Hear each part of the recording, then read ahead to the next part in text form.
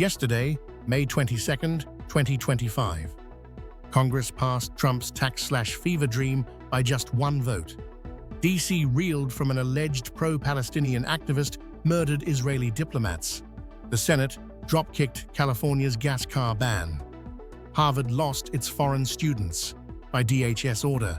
Markets surged while Medicaid took a blade, and the Supreme Court quietly handed Trump the power to fire at will. 6 stories, 0 filters. Welcome to Yesterday on TFN, where we don't report the news, we detonate it. Yesterday, the House jammed through Trump's One Big Beautiful Bill, a mammoth mix of tax cuts, a new SALT cap, and a $700 billion gutting of Medicaid.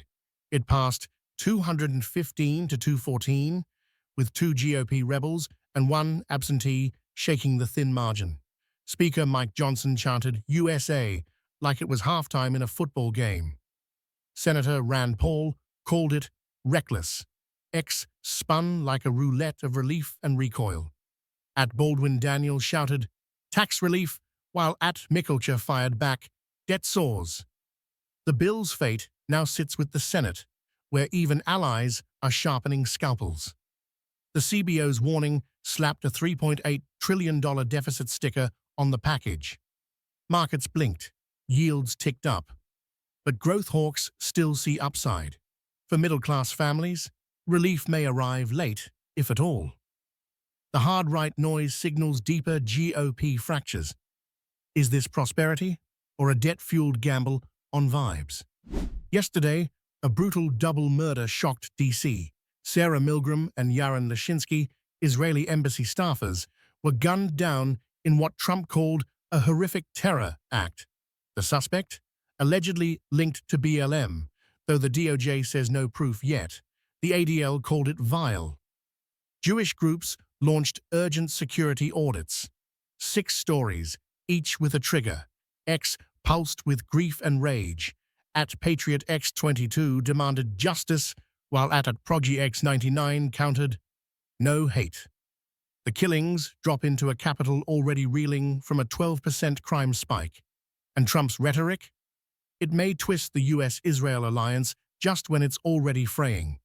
Security costs for Jewish institutions soared another $50 million overnight.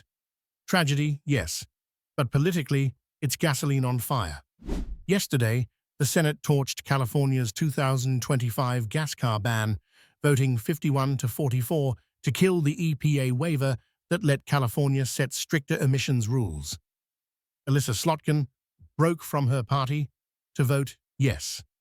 Elon Musk mocked the vote. Dinosaurs, 6 stories, and not 1 emission spared. X cracked like a tailpipe under pressure. At EcoX22 lamented, climate suffers, while at Car X99 cheered freedom. Experts say emissions could jump 15%. Automakers, meanwhile, smell a $20 billion bump in sales. This wasn't just policy, it was precedent. Using the Congressional Review Act to override state climate law opens floodgates. Slotkin may have earned Detroit's love, but she just alienated the coasts. Liberty?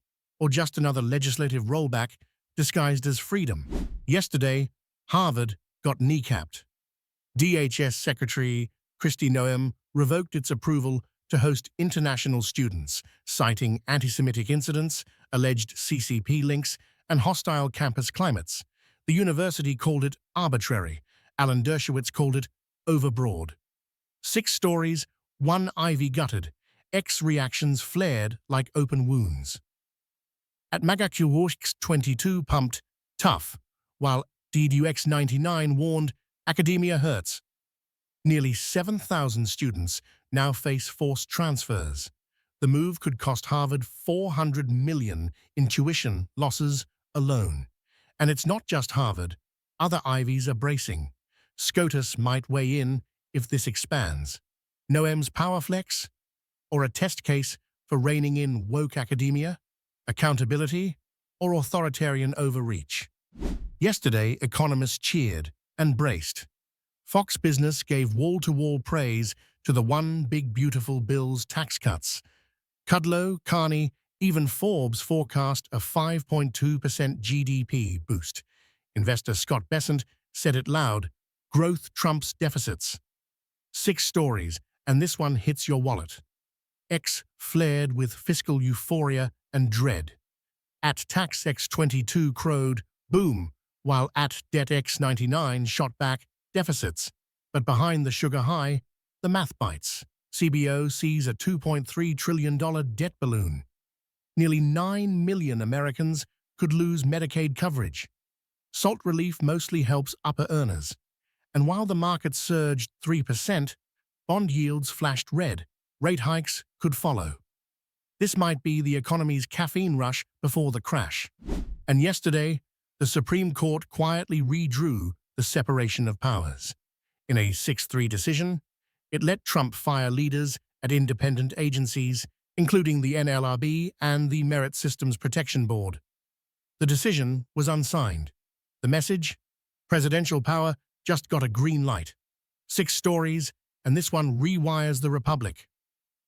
X whiplashed between applause and alarm. At GOPX22 applauded control, while at LibX99 warned dictatorship. FTC and SEC heads now feel the tremor. Business groups are cheering. Dissenters fear a wave of agency destabilization. Lower courts may fight back, but for now, the executive branch just got a whole lot stronger. Is this reform? Or a fast track to unchecked power? Yesterday wasn't a headline. It was a wake-up call. Want to track the tax war? Follow Senate amendments at congress.gov and study the next CBO score. Security getting dicey? State.gov is posting threat assessments in real time. Climate watchers. California's next legal battle will hit EPA.gov. Follow the numbers, not the noise. Harvard's ban is a campus canary. Support academic freedom at FIRE or the ACLU before the blacklist expands. Markets moving fast. Treasury yield curves on Bloomberg show what the Fed's not saying yet. And if you fear creeping power grabs, OMB, Watch and SCOTUS blog are your radar. Verify before you amplify. Talk smarter, act sharper, vote like it matters. Here's your next move.